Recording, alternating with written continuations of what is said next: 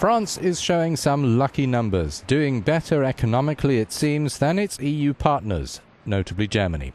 It is avoiding recession and posting growth, even though not much. The French are going into 2012 a bit vulnerable.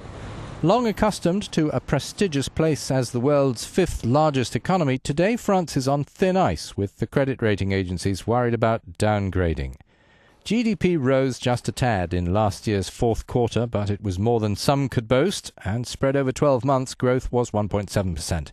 On the other hand, households continued to consume less, and the trade deficit is now 70 billion euros, with unemployment on the rise, over 9%. Some 32,000 jobs were shed in the third quarter.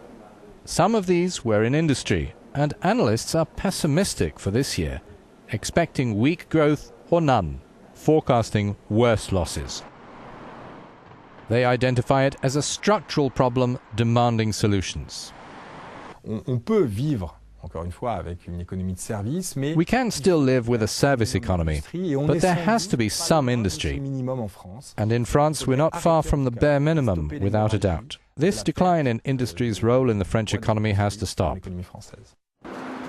The month after Standard & Poor's rating services stripped France of its AAA grade, now Moody's is warning it could follow suit, citing a deterioration of the country's debt.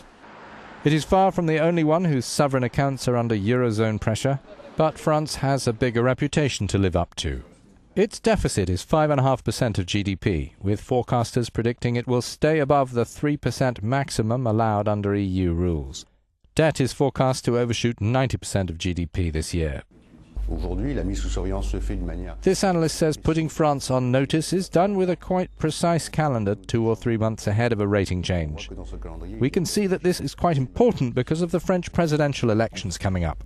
That could bring different proposals and interpretations depending on the different economic programs proposed to the French.